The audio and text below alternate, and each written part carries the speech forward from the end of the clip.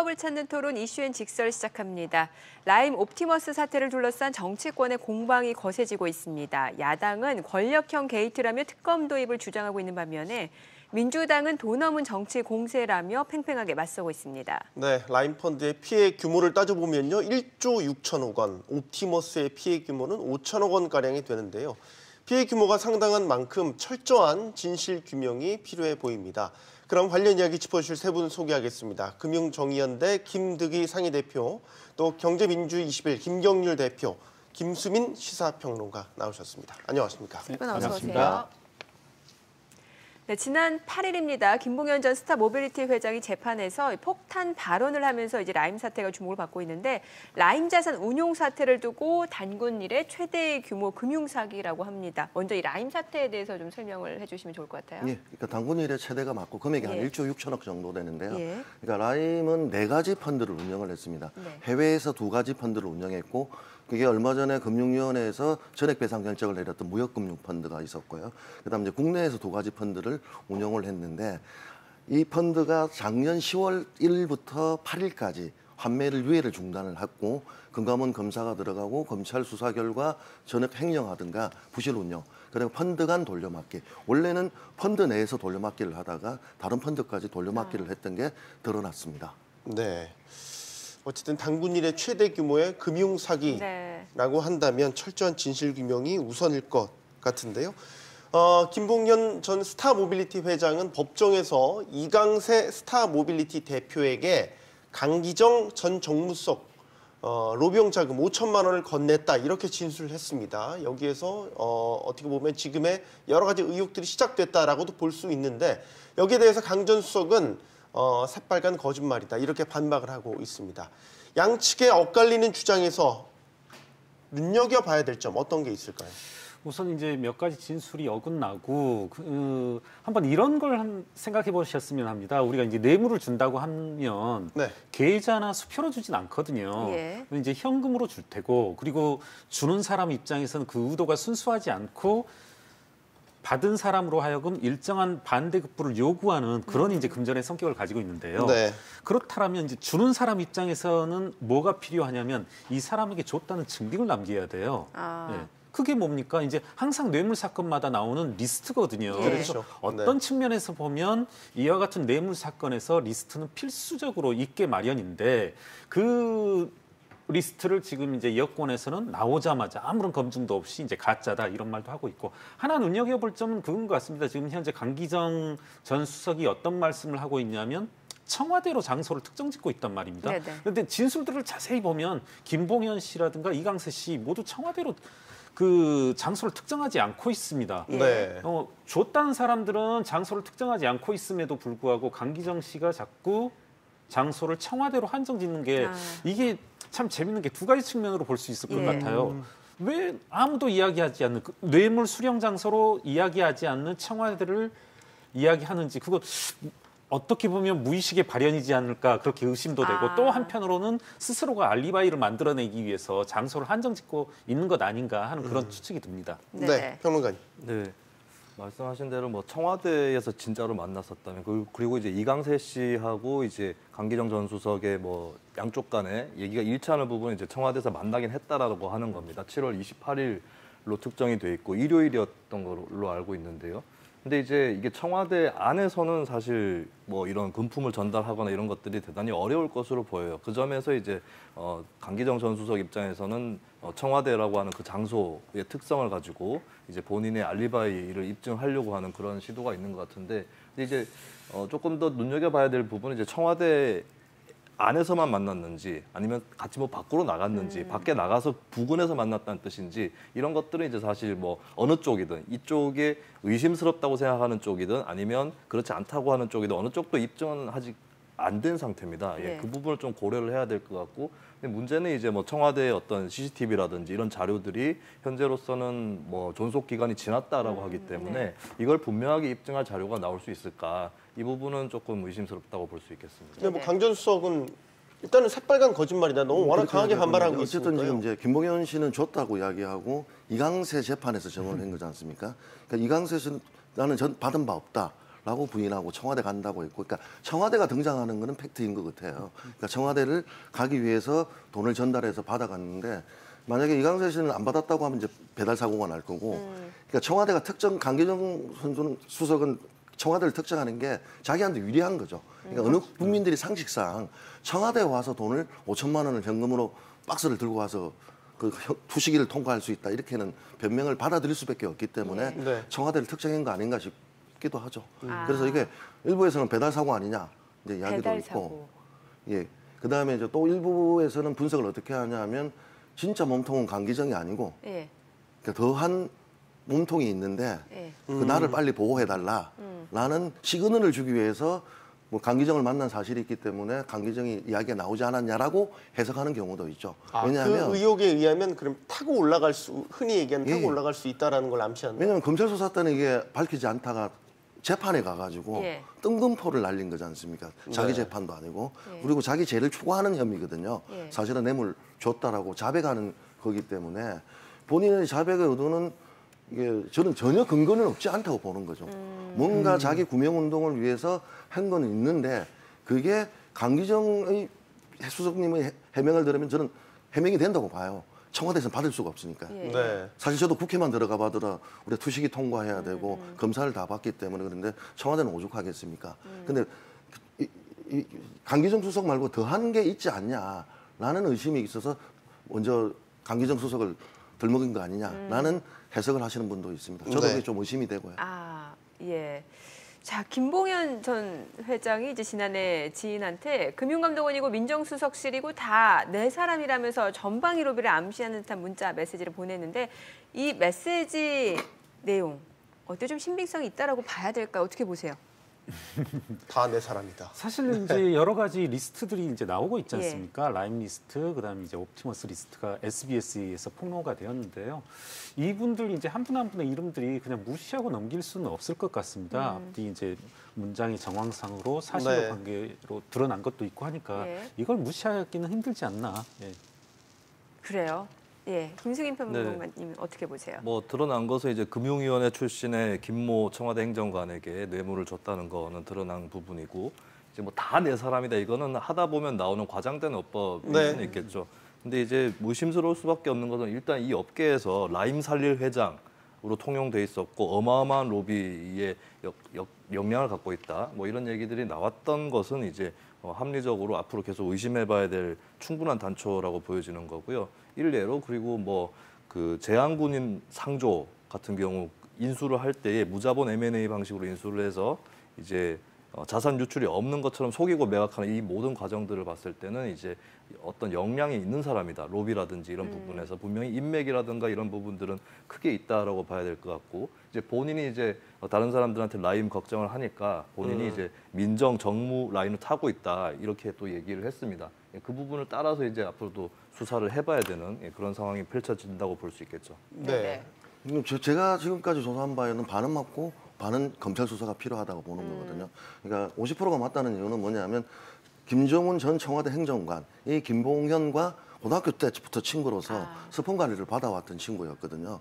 그러다 보니까 문건도 줬고 실제 건강문 조사 문건을 줬기 때문에 저 문건에서 은행에서 모든 문건들이 나한테 온다라고 하는 것들은 일부는 받았고 나머지는 뭘 더 받았는지를 모르기 때문에 하나를 가지고 평론가님이 이야기한 것처럼 과장일 수도 있고 자기 과실을 예. 위해서 그리고 다 아는 사람이라는 것들은 저도 다 아는 사람들이거든요. 개인적으로 만나지는 않았지만 그러니까 친구를 자신 있게 내세우고 있다는 거죠. 예, 예. 그게 이제 대신정권 녹취록에도 그렇게 등장하거든요. 네. 청와대 행정관이 키다. 그러니까 믿고 기다려달라라고 대신정권 센터장이 피해자들한테 설득하는 녹취록이 등장하거든요. 네. 그걸 맞춰 본다면 핵심은 청와대 행정관은 팩트고 구속돼서 지금 1심에서 4년 선고를 받았습니다. 근데 나머지 어떻게 문건을 갖다 주고 나머지 부분들에 대해서는 검찰 수사가 필요하다 이렇게 보죠. 그러니까 라임 사건을 예, 예. 이해하는 데 있어서 이런 측면이 필요할 것 같아요. 이제 김봉현이라는 사람이 과연 누구인가? 그러니까요, 예. 이렇게 접근하면서 라임 사건도 이제 접근할 수 있는 측면이 있는데 김봉현 씨는 어떤 분이시냐면 불과 4, 5년 전까지만 하더라도 전남 광주에서 중소규모의 건설 시행을 했던 사람이란 말입니다. 네. 어떻게 보면 그때 기준으로 본다라면 이 사람이 이와 같은 인맥을 가질 수 있겠냐? 전혀 예측할 그럴 개연성이 없는 분이죠. 네. 그럼에도 불구하고 이 사람이 이렇게 쓸 수 있었던 건 뭐냐? 한번 역으로 한번 여쭤볼게요. 우리 기자님께서 5년이 지나서 누구를 안다. 어떻게 보면 전혀 동떨어진 사람이죠. 전남 광주에서 건설 시행을 하시던 분이 네. 5년이 지나서 정관계의 여러 사람들을 알 수 있다. 이건 제가 약간 좀 어그레시브하게 추측을 해본다라면 금전으로 맺어진 관계일 수밖에 없다. 건설 시행을 하시는 분이 어떻게 5년이 지나서 정관계의 사람들을 이렇게 포괄적으로 알고 있다고 그리고 몇몇은 사실로 드러날 수 있냐. 저는 로비로 맺어진 어떤 사전적으로 로비로 금전적으로 맺어진 관계일 수밖에 없지 않나. 이런 식으로 접근을 하는 게 좀 합리적이다 이렇게 생각합니다. 그 회장이라는 분의 전 포지션과 그다음에 시간상의 어떤 그 짧은 시간을 고려한다면 우리가 흔히 얘기하는 자연스러운 인맥이 네. 맺어지기에는 여러 부족하기 때문에 그렇죠. 말 그대로 돈에 예. 의해서 로비에 의해서 만들어진 저는 그렇게 관계일 그래서 수밖에 그 로비리스트가 등장하는 게 이강세 네네. 스타모빌리티 대표가 아닌가 싶어요. 그러니까 기자 생활하면서 있었던 같은 호남 인맥으로서 네네. 강지정도 호남이거든요. 예, 예, 그러니까 그렇습니다. 이거 호남 인맥을 통한 관리는 김봉현이 직접 한 게 아니라 저는 5년 동안 회장님 말씀대로 인맥은 안 다져지거든요. 그러니까 예, 누가 예. 키맨을 내세웠는데 그게 이광세 기자 출신이고 광주 전남에서 영향력이 있었으니까 그 광주 전남의 호남의 인맥들을 타고 교문을 넓혀지지 않았을까 이렇게는 의심이 되죠. 네. 정리를 해보면 어쨌든 김봉현 전 회장은 좀 전에 화면에 나왔던 이강세 씨를 통해서 강전수석에 돈을 전달했다. 이렇게 진술을 하고 있는 그런 상황입니다.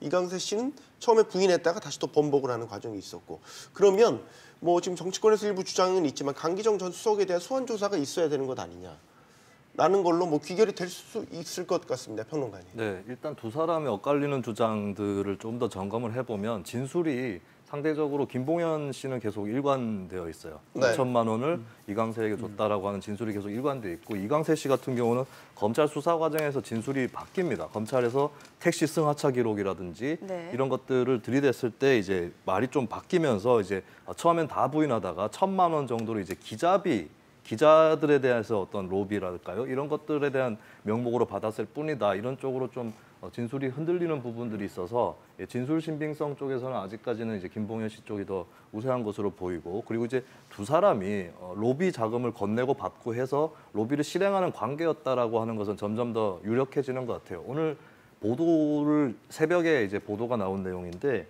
2015년 5월부터 김봉현 씨가 이강세 씨한테 계속해서 이제 어떤 자금들을 보냅니다. 근데 네. 이 금액들이 좀 들쑥날쑥해요. 적게는 500만 원이고 많게는 5천만 원이거든요. 네네. 이거는 이제 뭐 어떤 고정적인 역할이랄까 이런 것들에 대한 수고비라고 볼 수는 없는 거 아니냐. 그러니까 그때 로비 자금들을 보낸 게 아닐까라고 하는 그 추정이 더 설득력이 있어 보이는 것이고 그런 측면에서는 이제 두 사람의 관계는 그런 관계였던 원래부터 그런 관계였던 측면이 있다라고 하는 것이죠. 그리고 이제 이 과정에서 그런 관계들이 드러나는 과정에서 강기정 전 수석 얘기가 나왔으면 이제 적어도 서면 조사 정도는 처음에 해봐야 네네. 되는 거 아니겠습니까? 특히나 강 전 수석에 결백하다면 굉장히 억울할 수 있는 문제인데 그것을 처음부터 좀 털고 가려면 검찰 수사 입장에서도 서면 조사 정도는 그렇죠. 했었어야 예. 되는 거거든요. 근데 그거 하지 않았다라고 하는 것이죠. 예, 이것은 이제 강 전 수석의 연루 여부와는 떠나서 검찰 수사가 굉장히 처음부터 무디게 진행되고 있었다라고 하는 하나의 방증이라고 보겠습니다. 네네. 당사자로 거론되는 사람에 대한 직접 수사가 없었기 때문에 계속해서 그러니까 이런 지금 얘기가 나오는 좀 라임은 처음에 시작할 때부터 수사가 좀 더뎠거든요. 왜냐하면 10월 1일 날 판매가 중단이 됐는데 11월 달에 구속영장을 청구를 합니다. 네. 그런데 도망을 가요. 그래서 4개월, 그러니까 올 4월 달에 6개월 뒤에 체포를 하거든요. 그때 이종필, 김봉현이 같이 있었거든요. 그럼 이 기간에 뭐 인맥이라든가 구명운동 할 수 있었던가라든가 뭐 이런 것들은 다 짜여져 있을 거지 않습니까? 그러니까 남부지검에서 금융합수단이 없어진다 이런 이야기들이 있었던 시기였거든요. 네. 10월 달이면. 그래서 저희들이 금융정의연대가 DLF 피해자들과 함께 우리은행장을 고소를 했을 때 수사를 빨리 하려고 했어요. 남부지검에서. 왜냐하면 자기 합수단 존재 이유를 대국민 간신 사건을 보여주겠는데 그다음에 넘어간 게 이제 라임이 터지니까 라임으로 좀 수사가 빨리 가야 된다고 하면서 저희들 거는 뒤로 빠졌던 느낌이었거든요. 네. 그런데 그 결과가 이렇게 나왔다. 저는 이해가 안 되죠, 사실은. 빨리 체포를 했어야 되고 구속영장을 청구할 정도의 긴급 체포가 요하는 사안들인데도 불구하고 따로따로 가면서 수사가 더디게 진행되었고 평론가님 말씀하신 것처럼 등장하는 인물에 대해서는 최소한 서면 조사는 하셔야죠. 네네. 그러니까 이게 과장되었는지 아니었는지에 대한 확인은 있는 차원들이 돼야 되는데 그게 좀 미흡했다라고 저는 생각합니다. 네네. 그리고 이제 대세기에 보면 김봉현 씨가 잡혔던 시점 기억하시죠? 언제였는지. 총선 바로 다음 날이었거든요. 네. 그런데 총선 때까지 안 잡히던 사람이 이렇게 이른바 뭐 안가라고 할 수 있는 이제 성북동에 이제 고급 주택에서 잡혔고 또 하나 지금 이제 지금 급기야 문제가 되고 있는 여러 가지 이제 김봉현 회장의 진술들 이거 이제 검찰에서 계속 진술을 했다는 거 아닙니까? 네네네. 일관되게 이와 같은 이제 검찰에서 진술을 하였고 또한 윤석열 총장에게 보고되지 않았다는 이런 사실에 대해서조차 최초의 검찰 그리고 추미애 법무부 장관 같은 경우 그런 사실을 또 부인했었습니다. 그러한 바 없다. 그와 같은 진술이 나온 바 없다. 뭐 윤석열 총장이 보고했다. 뭐 이런 식으로 하는데 그런 것들이 지금 모두 다 거짓으로 드러나고 있어서 일관되게 라임이라든가 옵티머스의 수사 방향, 수사 뭐라고 할까요? 태도를 보면 법무부와 검찰의 태도는 상당한 의심을 불러일으킬 수밖에 없다. 이렇게 생각되었습니다. 네. 네. 뭐 앞서서도 간단하게 말씀 주셨는데 실제로 5천만 원을 줬다는 사람은 있는데 지금 받은 사람이 없다라고 하고 그러면은 말씀해 주신 대로 뭐 충분히 배달 사고 가능성 또 생각해 볼 수 있는 부분이네요. 그 중간에 네. 배달 사고가 났을 예, 가능성 뭐 충분히 있다라고 충분히 볼 수- 가능하죠. 이강세 씨가 전달을 안 하고 갈 수도 있는 거죠. 그렇죠. 뭐 모든 금전 사고에 뭐 뇌물에선 배달 사고의 개연성은 핵에서는 충분히 양형 열어둬야죠. 관련해가지고 한마디 할 수 있는 게 이게 조금 저는 좀 시각이 다른 게 네. 총선 다음 날 잡혔기 때문에 마침 총선에 영향을 주지 않기 위해서 체포를 안 했겠다. 이건 총선 한번 시작할 때 4월 1일 날 오히려 체포를 한다 하더라도 수사 과정이 있기 때문에 총선에 영향은 저는 미치지는 않는다고 보는 거고요. 그래서 이제 또 하나 말씀드리고 싶은 게 이게 지금 이제 검찰이 그러니까 남부지검 같은 경우는 총장 직계였거든요. 그때는. 그리고 이제 중앙지검 같은 경우는 이제 추미애 검찰 쪽으로 이제 보고 있지 않습니까? 이러기 때문에 검찰 수사가 부진한 것들은 부진한 것들로 가야 되는데 이게 이제 지금 와서 추미애 쪽까지 연결하는 거는 저는 좀 분리해야 되는 거 아닌가 이렇게 좀 말씀을 드리고 싶어요. 왜냐하면 이때 수사 열심히 해달라고 우리가 기자회견까지 했거든요. 예. 근데 그럼에도 불구하고 더디게 진행되었던 것들이 뭔가 큰 손이 있구나 저도 그때 의심은 했습니다. 그런데 이 수사가 더디게 진행됐던 과정은 그때 윤 총장의 나인들이었거든요, 사실. 그래서 남부지검이 그 합수단이 폐지를 안 시키려고 나름 열심히 한다라고 했을 때 수사 결과가 이렇게 나온 게 몹시 실망을 했죠, 저희들도. 네네. 뭐 앞서 계속 언급이 자연스럽게 되고 있기는 한데 이제 검찰 내부에서 나왔던 얘기는 윤석열 검찰총장이 김 전 회장의 주장을 법적 증언이 있고 나서야 알았다. 그러니까 수사 과정에서는 몰랐다라는 거죠. 여권 유력 정치인이 진술해서 거론됐는데 검찰총장에게 보고 안 됐다. 뭐 확인이 있어야 되는 부분이긴 하지만 이렇다면 뭔가 수사 지휘란이라든지 여러 가지 문제가 있는 것 아닌가. 사실 지금 옵티머스 라임이라고 하는 것은 그 사건의 어떤 개요만 보더라도 네. 어떤 권력형 범죄 뭐 표현이 그렇습니다만 냄새가 이제濃厚하게 풍기는 사건이거든요. 네. 이와 같은 중요한 사건을 검찰총장에게 보고하지 않았다. 하는 것은 좀 중대한 어떤 수사 진행 과정에서 오류라든가 그리고 어떤 뭐 의도적인 뭐 회피 의혹이라고 할까요? 네. 그런 게 있다라고 봐야 되겠죠. 그리고 이게 이제 저는 그 이모 행정관의 어떤 개입이라든가 이와 같이 이제 권력형 범죄의 징후들 너무 뚜렷하거든요. 지금 뭐 이게 무슨 권력형 범죄냐? 권력형 범죄의 단서들이 하나라도 나왔냐 하고 말하는 누굽니까 이제 뭐 김태년 원내대표라든가 이런 발언들을 하시는데 전 그분들한테 되묻고 싶어요. 이 전 행정관의 뚜렷한 역할들 그리고 정말 누가 봐도 의심할 수 없는 행보들을 보고서 그와 같은 발언을 할 수 있는지 국민 앞에서 좀 부끄럽게 여기라고 말씀 좀 하고 싶고 네. 이 옵티머스 라임 사건 좀 전면적인 수사가 필요하고 함에도 불구하고 윤석열 총장에게 보고하지 않았다, 뭐 스킵했다 하는 건 좀 중대한 뭐 하자라고 생각합니다. 네. 네. 형님. 네, 검찰총장 보고 여부는 좀 미스테리한 것 같아요. 이거는 이제 아까 배달 사고 얘기 나왔는데 네. 보고에서도 배달 사고가 나왔다. 그러네요. 뭐 그렇게 빗대어 볼 수 있을 표현해 것 같고. 본다면 좀 의아한 것은 이제 아까 잠깐 얘기 나왔던 부분인데 당시 서울 남부지검 있고 그때 당시 이제 지검장이 송사면 지검장이었습니다. 나중에 윤석열 총장하고 동기라서 어떻게 보면은 한쪽에서는 좀 같은 편으로 찍혀 있었다라는 정평이 나 있었고 결과적으로도 이제 인사 때 정리가 돼서 지금 변호사로 개업을 했거든요. 네. 그리고 묘하게도 또 옵티머스 사건 관련자 변호를 맡게 됐어요, 얼마 전에. 근데 이 송사면 지검장이 윤석열 총장한테 그걸 보고 안 할 사이인가? 이것은 좀 의심스럽다라는 것이 있고요. 근데 이제 그 심재철 현재 이제 법무부 검찰국장인데 그 당시에 이제 대검에 있었고 이 사건을 지휘하는 위치에 있었습니다. 근데 국감장에서 이제 심재철 국장이 한 얘기가 뭐 보고는 되었을 것이다인데 추측성이에요. 어떤 채널로든 됐을 것이라는 거고 그리고 대검에서 이제 당시 반부패 강력부였죠. 그쪽에서 이제 윤석열 총장한테 보고를 했을 거 아니냐, 왜 말을 못하냐라고 했을 때 뭐 보고 과정에 대해서 절차에 대해서는 밝히기 어렵다 이런 식으로 뭉치고 지나갔는데 분명한 것은 이제 원활하게 보고된 것은 아니다. 이것을 이제 심재철 국장의 답변을 통해서 거꾸로 드러난 것이 아닌가 그렇게 보여지는 거고요. 그리고 보고를 했더라도 뭐 강기정 전 수석 얘기가 나왔다라든가 이런 부분들을 누락시켰을 가능성이 있다. 그래서 보고가 흘러가는 과정에 문제가 있었거나 아니면 최종적으로 도착한 보고에 몇 가지 내용이 빠져 있었다. 이 두 가지 중에 하나의 가능성은 굉장히 높다고 봅니다. 네. 저는 뭐 이제 10월 달부터 검찰이 붙기 시작하지 않습니까? 조국 그다음에 검찰총장 중심으로. 그래서 자기 검찰 스스로가 편가르기에 들어가지 않았나 싶기도 하고 그 과정에서 보고 체계가 좀 배달 사고가 날 정도로 무너지지 않았나 이렇게 보고 있습니다. 네. 네.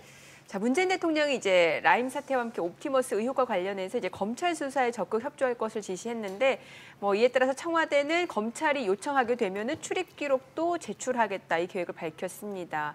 어떻게 보세요? 출입 기록을 제출한다. 그럼 완전히 의혹을 해소할 수 있을까요? CCTV가 있어야죠. 그러니까 돈봉투가 CCTV. 있는지 없는지를 보려면 그러니까 출입을 했다는 게 서로가 다 인정하고 있는 거지 않습니까?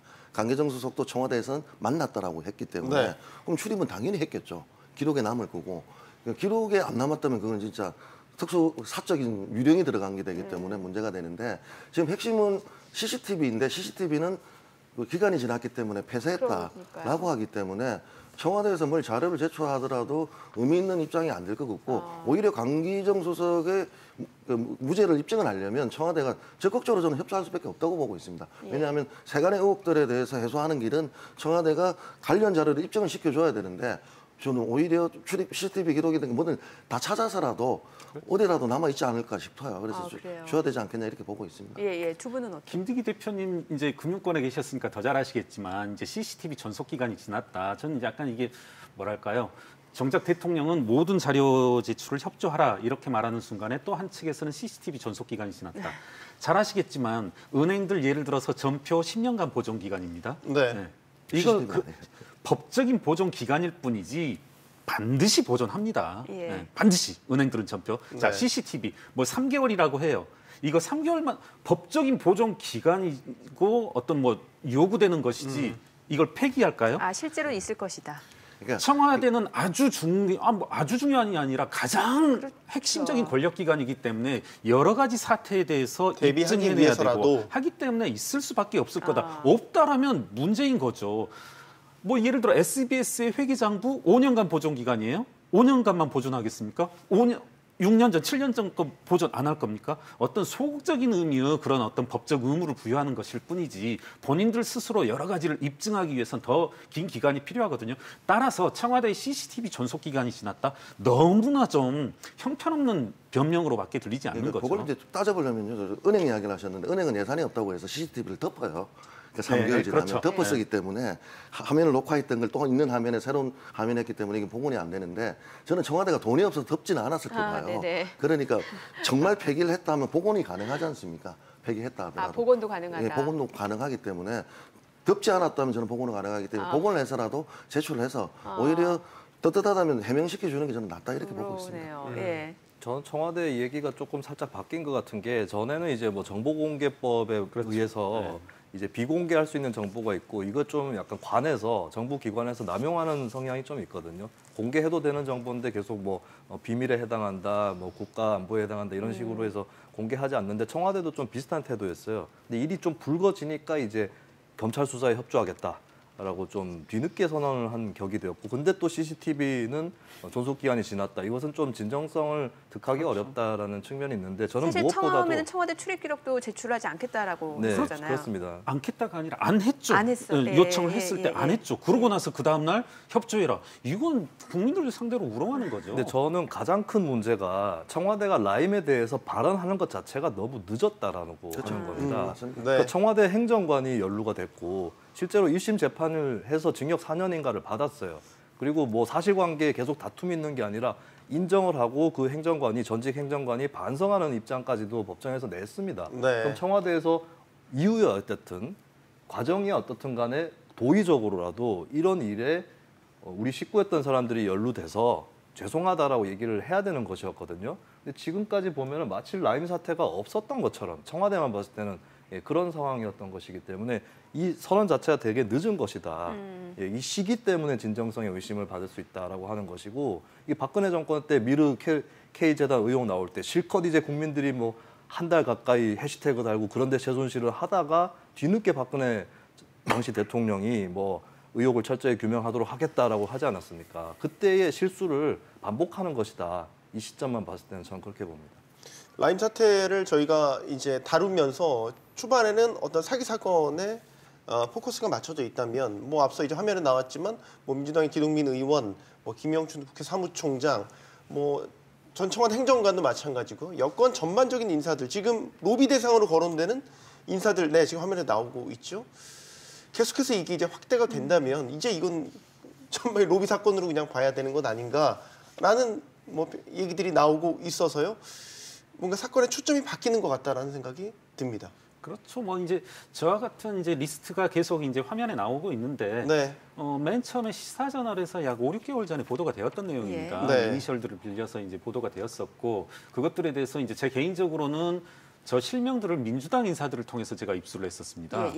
A는 누구고 B는 누구고 C는 네. 누구고. 이 자리에서 뭐 충분히 실명을 이야기할 수 있을 것 같은데 이상호 씨 있었고요. 네. 그다음에 기동민 씨 있었고, 언제 그다음 이름 나오나 했는데 이제 어제 김영춘 씨 거론도 있고, 제가 아는 몇 명의 이제 현직 의원들이 몇 분 더 계십니다. 그 리스트 민주당 인사로부터 받았던 리스트는. 이런 것들이 나왔음에도 불구하고 김태년 원내대표, 추미애 법무부 장관은 권력형 범죄의 단서가 보이지 않는다. 좀 한 번이라도 제출하면서 야당은 이와 같은 의혹 제기를 하라고 하는데, 지금 이것 이상 뭐 더 권력형 범죄 의혹을 입증할 수 있는 증거가 있겠습니까? 좀 대우각성하고 적극적으로 수사를 협조하는 것만이 좀 최소화할 수 있는, 정권의 데미지를 최소화할 수 있는 일이 아닌가 싶습니다. 네.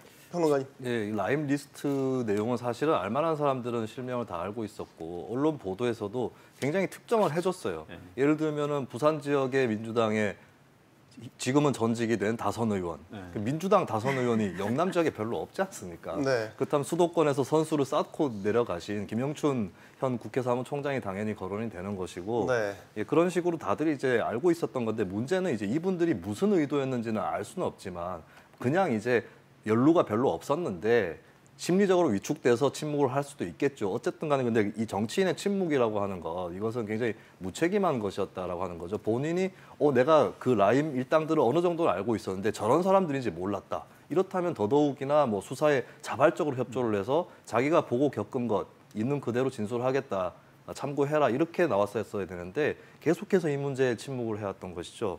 그리고 기동민 의원 같은 경우는 제가 계속 지켜보고 있었는데 SNS 페이스북에 가보면 6월 5일부터 8월 2일까지 포스팅이 안 올라옵니다. 예, 그게 이제 라임 리스트로 암암리에 거론되던 그 시기였거든요. 네. 왜 그렇게 처신을 하는지 저는 이해를 잘 할 수가 없다라고 하는 것이었어요. 그리고 이제 이 라임 리스트에 올라와 있는 면면들을 보면 소위 얘기하는 정통 친문이라고 할 수 있는 인사는 또 없어요. 그래서 이게 만약에 진짜 정권 게이트인데 이런 정도 사람들이 연루됐을까? 그러니까 본인들은 오히려 좀 억울하지 않을까 이런 생각도 저는 한편으로 했는데 네. 계속해서 묵묵부답이었다라고 하는 것 분명히 지적을 하고 싶고, 결국에 그러다가 이제 7월 하순에 이상호 씨, 원외 인사인 이상호 씨가 먼저 구속이 됩니다. 예, 그러고 나서도 이제 그렇게 크게 움직임이 없는 그런 모습을 정치인들이 보였고 저는 언론도 문제가 있었다고 봅니다.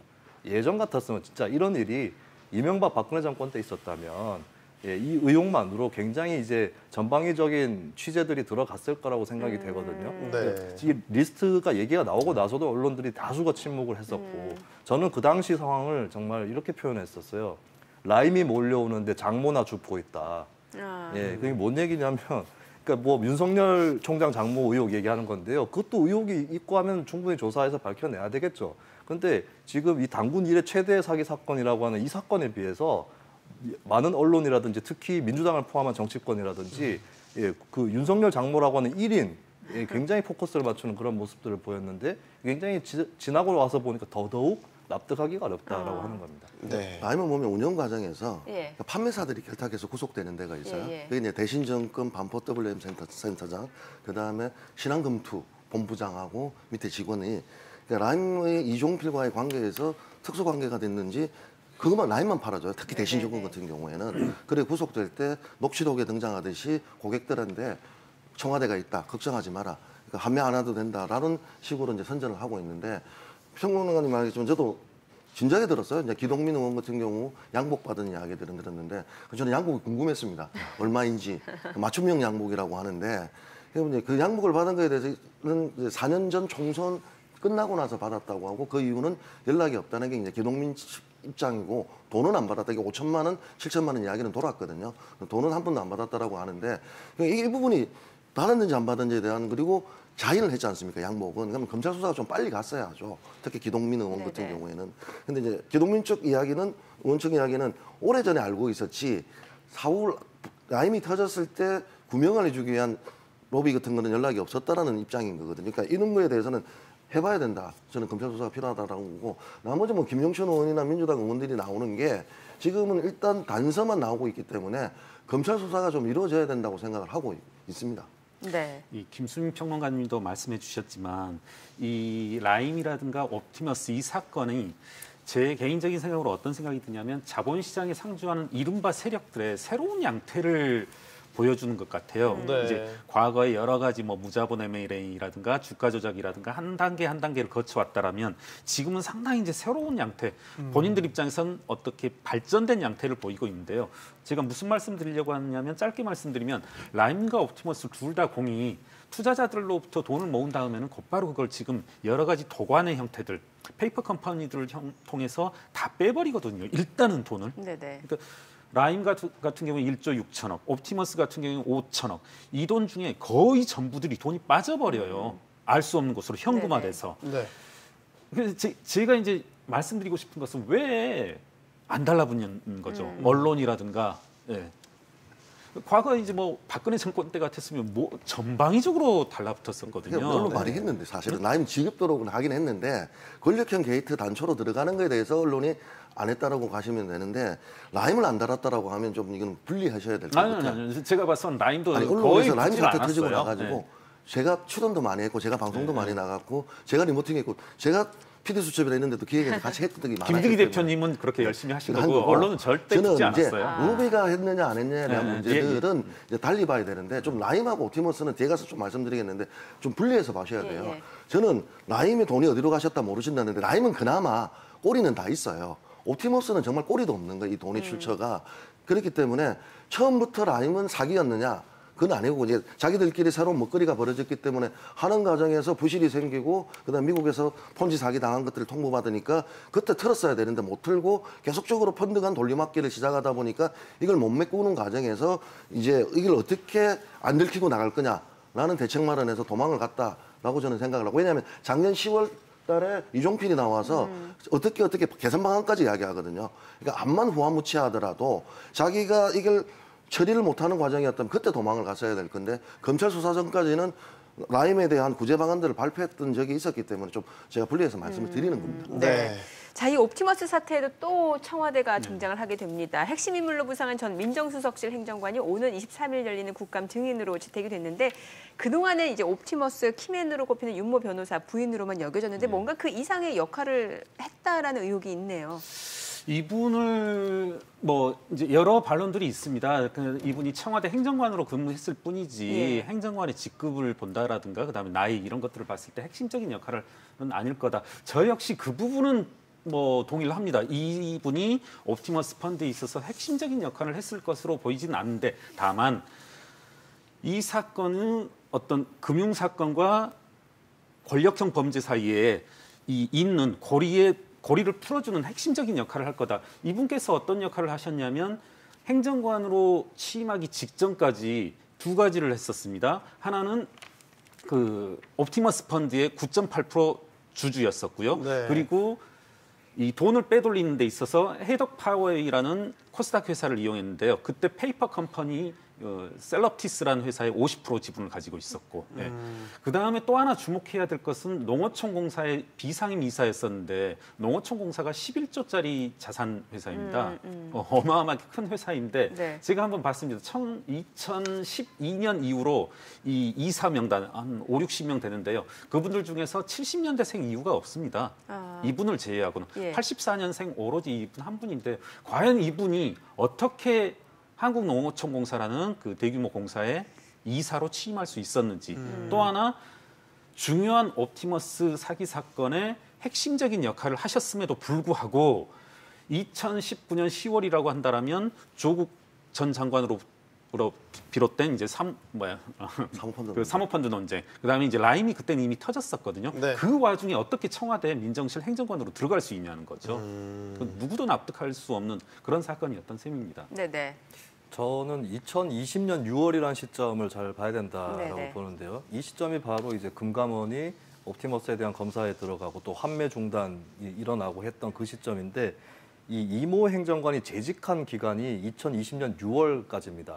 그리고 저는 또 하나 좀 눈여겨볼 만한 사건이 있다고 보여지고 반드시 좀 견줘봐야 될 일이 뭐냐면 2020년 2월부터 6월까지 청와대 민정수석실이 금융감독원을 감찰합니다. 예, 처음 감찰했던 그 계기는 사실 그 국외금리 연계 파생 결합 증권이죠. DLF 손실 네네. 요 부분에 대한 것이 있었고 그리고 그런 한편으로 이제 우리은행이 휴면 계좌를 직원들이 이제 사용자들한테 동의를 얻지 않고 무단으로 변경하는 일이 있었거든요. 근데 그거 말고도 몇 가지 건들이 더 있었다라고 하는 것이 굉장히 유력한 관측입니다. 근데 그렇게 이제 민정수석실이 금감원을 재어 들어가는 그런 과정이 2020년 6월 이전에 또 펼쳐졌었다라고 하는 거거든요. 근데 여기서 이제 뭐 딱 드러난 부분은 그러니까 민정수석실이라고 하는 그 자리 자체가 굉장히 어떻게 보면 위험해질 수도 있는 자리였다는 겁니다. 그런 자리에 이제 앉아 있었다라는 것 자체가 일단 여러 가지 이해충돌면이라든가 이런 것들에서도 충분히 문제가 될 수가 있는 것이고 그리고 이 사태에 관련한 민정수석실의 무능도 지적을 해야 될 것 같아요. 네, 이번 사건들을 보면 이제 뭐 라임도 그렇고 돌려막기 이런 것들이 나오고 어떻게 보면은 좀 양태는 다를 수 있을지라도 어느 정도 연령이 있으신 분들은 알겠지만 80년대에 있었던 장영자 이철희 사건 생각을 또 할 수도 있을 거거든요. 예. 근데 저는 장영자 이철희 사건만도 못하다고 생각하는 게 그 사건은 당시에 청와대 민정수석실이 캐치를 해서 터진 사건입니다. 근데 이번 사건은 민정수석실 관계자가 연루가 돼 있다는 거. 네. 지금 상황이 여기까지 왔다라고 하는 걸 좀 지적하고 싶습니다. 네네. 그러니까 저는 그 윤모 변호사의 아내죠. 예. 이전청 행정관이 들어간 것 자체가 잘못이라고 봅니다. 그러니까 청와대에서 사모펀드에 대해서는 얼마나 호의적이었느냐라고 보는 거죠. 그러니까 옵티머스라는 주식을 가지고 있었고 그것도 차명이라고 자기가 지금 주장하고 있지 않습니까? 그럼 차명 주식을 보유한 사실조차도 가면 청와대가 인사검증에서 놓치고 간 거였다는 거였고 아까 말씀하셨던 청와대 하명감찰은 저희들이 그 보도자료도 내고 기자회견도 했던 내용들인데 그러니까 2월 달에 금융권 우리은행이나 그다음에 하나은행에 중징계가 내려지니까 은행들이 반격을 해서 뭐 어떤 데는 우리은행 호남인맥들이 투서를 냈다. 그다음에 하나은행 부산인맥들이 투서를 냈다라는 썰들은 여러 가지가 있었는데 금감원 감사를 했던 사람을 징계하라라는 내용들로 했기 때문에 반발했는데 그 부서는 좀 달라요. 그러니까 이 변호사가 그러니까 행정관이 있었던 민정 라인하고 감찰했던 라인들이 제가 조사하는 과정에서 좀 다른 부서로 나온 거였는데 저는 처음부터 들어가면 안 된다는 거였죠. 이분이. 그러니까 이게 인사가 무능했다. 저는 그렇게 보고 있고요.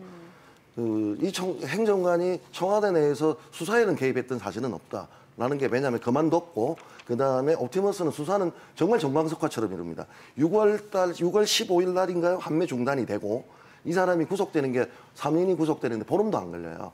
그러니까 그렇기 때문에 라임에 비교해서 옵티머스 관련 수사입니다. 저는 그 로비 수사는 좀 빼고 옵티머스 관련한 수사는 라임보다는 정광석 허절은 빨랐다 이렇게 보고 있기 때문에 수사를 무마할 수 있는 개입의 여지는 없었다라고 저는 보죠. 네, 그 옵티머스 사태와 관련해서 이런 얘기도 있었죠. 현재 구속된 이제 김재현 대표가 공범들에게 실형 후에 사면해주겠다 이런 약속을 하면서 법적인 책임을 좀 대신 져달라.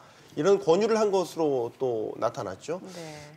이런 것들을 보면 옵티머스 수사 역시 정관계를 대상으로 확대돼야 되는 이유가 아닐까, 그런 발언이 아닐까라는 생각을 하게 됩니다. 어떻게 그렇습니다. 실형 후 사면을 얘기할 수 있을까요? 사면이나 사면 조치. 그렇죠. 뭐 계속 예. 지속적으로 발언한 부분이 이제 어제 우리 평론가분도 SNS에 올리고 했지만 네네. 본인이 얼마든지 이제 민정실과 이제 당 정도는 통제가 가능하다. 그리고 뭐 용돈을 많이 줬다. 또 한편으로 이분이 재밌는 게 돈을 1원이라도 줬다라면 내가 다 책임지겠다. 뭐 서로 상반되는 발언도 하고 하는데요.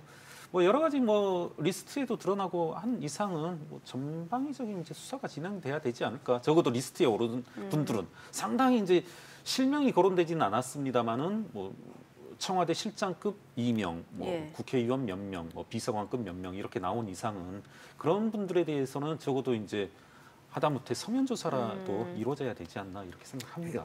옵티머스 사태는 딱 라임하고 다른 게 옵티머스 처음부터 사기거든요. 네네. 그러니까 공공매출 채권, 그러니까 정부기관이 보증하는 채권을 산다고 해놓고 얘기 안 하고 쓰레기 채권을 투입을 한 거예요. 처음부터. 네. 그러면 이 과정에서 지금 저는 조금 의문이 되는 게 지금 이 전 청와대 행정관이 핵심이라고 이야기했어요. 근데 맨 처음에는 옵티머스가 뭐라고 발표하냐면 사내 이사인 윤모 변호사가 서류를 조작하고 개인의 일탈로 몰아갔어요. 그럼 그때까지는 하자 치유 문서대로 실행을 한 거죠. 사실은 그 사람이 책임지는 걸로. 그런데 이 사람한테 사면을 이야기했다. 아니 부인이 청와대 행정관인데 이 사람한테 사면을 이야기한다. 좀 앞뒤 말은 좀 안 맞는 게 좀 있는 것 같아요. 그렇기 때문에 김재현 대표 같은 경우는 또 자기는 오늘 정치권에게 돈 한 푼도 안 전달했다. 라고 또 이야기를 하고 왔다 갔다 하는 청들이 좀 있는데 저는 그러나 하자 치유에 드러난 문건들 그리고 네네. 여기 연루된 인사들이 또 한두 명이 아니지 않습니까? 최동욱, 이현재 이런 고문들 이름들이 나오는 것들도 있기 때문에 검찰의 수사는 필요하다라고 보고 있습니다. 지금 말씀해주신 그 펀드 하자 치유 관련 문건에 담겼던 사업 프로젝트 일부가 실제로 진행된 걸로 밝혀졌죠. 예. 그렇게 알고 있습니다. 예. 네, 그 뭐 남동 발전하고 바이오매스 발전소 네네. 프로젝트 있는데 그것은 뭐 실제로 추진이 됐던 것이고 또 드러난 게 이제 성지건설 관련한 부분도 네, 예. 있습니다. 그 부분도 실제로 성지건설이 투자를 하고 했던 것으로 드러났기 때문에 이 치유하자 문건에 대해서 뭐 조작이다, 가짜다 이렇게만 볼 수는 없을 것 같아요. 과장이나 이런 부분들은 또 있었을 수도 있겠습니다만. 네네. 그리고 윤석헌 금감원장 또 국회에서 답변을 할 때에 이제 조작이라는 느낌을 받았다 이렇게 해서 언론에 나가긴 했는데 발언을 잘 들어보면 약간이라는 말이 들어가 있어요. 그러니까 이제 이 부분은 좀뭐 보는 사람 입장에서도 이 부분은 조금 부풀려지지 않았을까 이렇게 생각했을 정도이기 때문에 이게 전체가 뭐 가짜고 나중에 어디 보여줘가지고 다른 알리바이를 만들어내고 이렇게 볼 수는 없겠다라고 하는 네네. 것이고 그 점에서는 추미애 장관이 이거 뭐 허위다라고 선을 그어버린 거, 예. 가짜라고 선을 그어버린 것 자체가 저는 그 얘기를 듣고 법무부 장관이 가짜로 말씀하시는 거 아닌가, 가짜 법무부 장관은 아니신가, 네, 너무 쉽게 얘기한다라는 그런 생각을 좀 했습니다. 네. 예, 법무부 장관이 이렇게 얘기를 하는 건 뭔가 가이드라인 제시하는 거 아니냐는 그것 때문에 얘기가 논란이 있어요. 있었죠. 이야기하면 안 되죠. 법무부 네. 장관 수사주의 가이드라인이잖아요. 그렇게 돼버리면. 예. 그렇기 때문에 근데 저는 좀 여기서 의문이 드는 게 조작. 이 조작은 원본을 조작한 건지. 그러니까 치유개혁 문서는 범죄인들이 감옥 안 가려고 자기들이 만들어요. 이거는 저는 네네. 누구나 다 할 수 있다고 봐요. 사실은 이 계획 문서는 만들면서 자기들이 바람으로 어떻게 실행할 거. 그래서 실행도 될 수 있을 거고 실행이 안 된 부분도 있을 거기 때문에 저는 조작하고는 다르다고 생각을 해요. 그러니까 문서는 팩트일 거고 그 문서가 사실 성공한 것도 있을 거고 성공하지 않은 부분도 있다. 저는 이렇게 보고 있고요. 좀 옵티머스 관련해서 조금만 한 걸음 네네. 더 들어가면 네. 저는 지금 이후 과정이 문제가 아니라 성지건설 이야기를 하셨는데 저는 처음이 의심스러워요. 처음이 왜 의심스럽냐 하면 이 김재현이 인수하고 경영권 분쟁으로 인수하고 나서 방금 말씀드린 성지건설이 돈 들어오는 게 어디서 들어오느냐 하면 전파 회사에서 들어오는 거예요. 전파진흥원. 전파진흥원에서 750억 정도가 들어오는데 이 돈으로 어떤 걸 해유하냐 하면 경영권 분쟁이 있는데도 불구하고 경영개선 계획 유예를 받아요. 2017년. 그러니까 다른 데보다도 유예 기간도 2배나 많습니다. 그러니까 이거는 전 이혁진이라는 전 경영인이 금감원에 진정까지 합니다. 문제 있다라고 전파진흥원에 돈들이 들어온 게 문제가 있다고 했는데도 불구하고 검찰은 무혐의 처리, 그다음에 감독원은 그 검찰 결과에 따라 무혐의 처리를 하면서 각하 처리를 했습니다. 그리고 적기시정 유예 조치를 해주고요. 저는 특혜라고 보고. 어저께 녹취록이 등장한 거 보면 금감원 직원이 마치 컨설팅 자인을 합니다. 어떻게 하면 어떻게 해야 된다라고 했던 것들이. 그래서 그리고 또 윤모 국장이 등장을 했고요. 로비리스트로. 그렇기 때문에 저는 김재현 대표가 옵티머스가 경영의 유해성이 안 좋았을 때, 적격성 판정을 받았을 때에 이 검사 과정에서부터의 유해 판정 받는 기간, 그리고 성지건설에서 삽니다. 채권, 우량한 채권에 산다고 해놓고 우량한 채권에 안 사고 성지군에 턴자라 했는데, 저는 금감원이 왜 그때 최소한 검사는 나갔어야 된다고 보죠. 그러니까 공공매출 채권 사는 거하고 동일한 수법이 처음부터 있었거든요. 그러면 그때 나갔으면 되는데 금감원은 검사도 안 나갑니다. 저는 여기 과정의 문제는 분명히 있다고 보고 있기 때문에 검찰 수사가 필요한데 이 부분에 대한 주목도가 좀 떨어지더라니까요. 네. 윤석헌 금감원장, 금감원 얘기가 나왔으니까요. 마지막 질문 이걸 드려야 되겠습니다. 윤석헌 원장의 발언이었습니다. 금감원의 칼이 그렇게 날카롭지 못하다. 뭐 많은 뜻을 내포하고 있는 것 같아요. 뭐 현실적인 어려움을 토로하는 것 아니냐라는 해석도 나오고요. 아까 그 사건하고 말씀하신 거하고 그 연관시켜서 언급을 해보면 민정수석실이, 청와대 민정수석실이 그 이모 행정관이 있었던 민정수석실이 금감원에 대한 감찰을 전방위적으로 그때 했었거든요. 실제 이제 징계 계획안도 제출이 됐었고 마지막에 이제 여러 시민사회라든가 내부 반발로 인해서 그게 안 되었었는데, 윤석헌 그 원장의 저 말씀을 약간 비틀어서 보면 내가 할 수 있는 게 없었다. 그러면 그 위에 누가 있었냐는 거죠. 저는 은성수 금융위원장의 태도를 좀 유심히 보고 있는데요. 이분이 3, 4일 전이죠. 국감에 나와서 어떤 말씀을 하냐면 여러 의원들의 질의에 대해서, 라임과 옵티머스에 대한 여러 구체적인 사안에 대한 질의에 대해서 이와 같은 태도로 일관했습니다. 처음 듣는다. 의원님이 말씀하셔서 오늘 알았다. 이분 조국 사태 때는 어떤 말씀을 하셨냐면 여러 정황들을 제시하는 의원들에 대해서 그것까지 내가 알아야 되느냐. 이분, 은성수 금융위원장, 이분은 공직에 있으실 필요가 없는 것 같아요. 알아야 될 필요도 없고 알고 있는 것도 없다. 왜 이분이 자꾸 금융위원장에 있으시면서 오히려 금감원에 대한 상당한 이제 압박을 가하고 여러 이제 수사 방해들을, 조사 방해들을 하는데, 윤석헌 원장의 말씀은 그런 의미에서 약간 좀 비틀어서 볼 필요가 있지 않나. 저는 좀 금융감독원보다 그 상급 기관인 금융위원회의 태도 좀 분명히 좀 문제 삼을 필요가 있다. 사실 옵티머스와 라임에 대해서 발언을 했다라든가 한 것이 거의 없거든요. 금융위원회는. 좀 이 부분을 좀 주목해보고 싶습니다. 네, 저희 뭐 옵티머스 사태는 다음에 또 세 분 모셔서 조금 더 구체적인 얘기 좀 들어보도록 하겠습니다. 오늘은 아쉽지만 여기까지 좀 들어보도록 하겠습니다. 네, 지금까지 도움 말씀에 김대기 대표, 김경률 대표, 김수민 평론가였습니다. 세 분 수고하셨습니다. 잘 들었습니다.